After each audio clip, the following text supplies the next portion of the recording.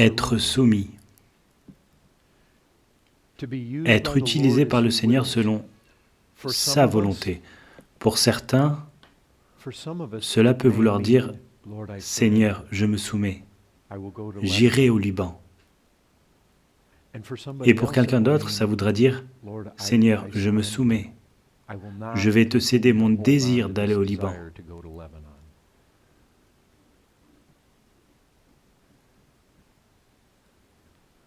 Seigneur, je dépose mon enfant sur l'autel, je me soumets. Seigneur, si c'est ta volonté qu'il soit encore perdu dans un an, je me soumets.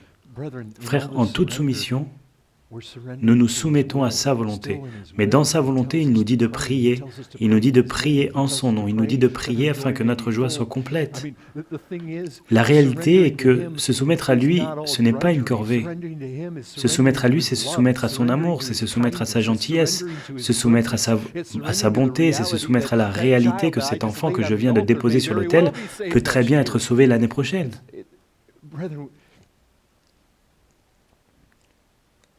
Frère, la peur y est. Je le sais. Il y a la peur de parler ainsi au Seigneur. Nous avons tendance à hésiter et à avoir des réserves quant à passer volontairement et honnêtement chaque aspect de notre vie sous le regard de Christ, demandant toute notre fidélité. Nous le savons, il y a une réserve, il y a la peur. Pourquoi? Parce que nous ne savons pas ce que demain nous réserve. Nous ne savons pas à travers quoi il nous amènera. C'est pourquoi nous hésitons. Parce que quand nous mettons tout sur l'autel, vous savez quoi? Quand nous plaçons Isaac sur l'autel, il se peut qu'il nous demande Isaac. Et nous cédons le tout. Et nous sommes effrayés. Nous sommes souvent effrayés. Nous avons peur qu'il nous enlève cette chose dont je sens avoir besoin. Et je sais qu'il y a de la peur, car je vous connais et je me connais. La peur de ce qui peut arriver si je lâche prise, spécialement sur certains domaines de ma vie. Nous avons peur, nous hésitons, nous devenons nerveux. Que demandera-t-il? Il nous demande toujours des choses que nous ne voulons pas céder. Et il nous donne des choses qui sont bien meilleures que celles que nous cédons. Frère, il ne nous a pas promis un chemin facile, et il ne nous a pas promis un chemin sans souffrance. Nous devons être prêts et résignés.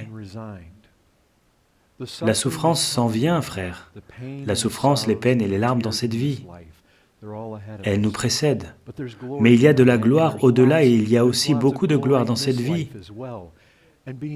Et lui étant soumis, il pourrait bien amener un renouveau demain. Il peut amener le cancer demain. Je veux dire, c'est la réalité de l'histoire de l'Église. Ça a été la réalité des frères qui nous ont précédés. Mais, étant abandonnés, nous ne voulons pas résister. Car mes frères, il ne nous amène jamais à travers quoi que ce soit qui ne soit pas pour notre bien. Il fait toujours tout dans un but et c'est toujours fait avec amour. Frère, je veux juste dire ceci. Alors que nous hésitons, considérons ce Christ qui nous demande toute fidélité. Ne vous a-t-il pas conduit dans la meilleure voie possible? N'a-t-il pas été bon envers vous? Nous avons entendu parler de ses providences. Ont-elles toujours été faciles? Non. Mes frères, n'avons-nous pas une promesse dans la parole, nous disant qu'elle concourt toutes à notre bien? N'avons-nous pas la promesse que comme le Père a aimé Christ, il dit qu'il nous aime ainsi? Ne nous a-t-il pas dit qu'il est venu pour nous donner la vie en abondance? Vous voyez ces choses auxquelles nous nous accrochons, nous avons cette idée que je dois protéger ceci. Car, Seigneur, la vérité est que je crois vraiment que je sais mieux comment me charger de ceci que toi. Car je pense vraiment que si quelque chose arrive à ceci, je ne serai plus capable d'être heureux et satisfait. Et j'ai vraiment peur de t'abandonner cette chose, car tu interviendras peut-être et feras quelque chose que je ne veux pas. Mes frères, nous ne sommes que des nourrissons, nous sommes des enfants, nous ne savons pas ce qui est mieux pour nous. Et il le sait, et je vous garantis que quand il arrive et qu'il taille, c'est bon. C'est bon pour nous. Nous pouvons lui faire confiance. Frère, n'a-t-il pas toujours fait tout de sorte que nous croyons que nous pouvons lui faire confiance? Vous voyez, c'est un problème. Cette peur, quand elle survient, c'est un problème de confiance. Et il nous dit qu'il nous aime. Il nous dit qu'il est venu pour que nous ayons la vie en abondance. Frères, nous essayons de nous accrocher à des choses, et vous savez ceci en tant que chrétiens, combien si souvent nous nous sommes retrouvés là où nous essayons de nous accrocher à cette chose, nous essayons de la protéger, et plus que nous nous accrochons à cette chose et la protégeons et la gardons et la couvrons et la retenons, et plus nous devenons misérables. Et quand vous lâchez prise, c'est la joie. Je veux dire, les cas en sont nombreux.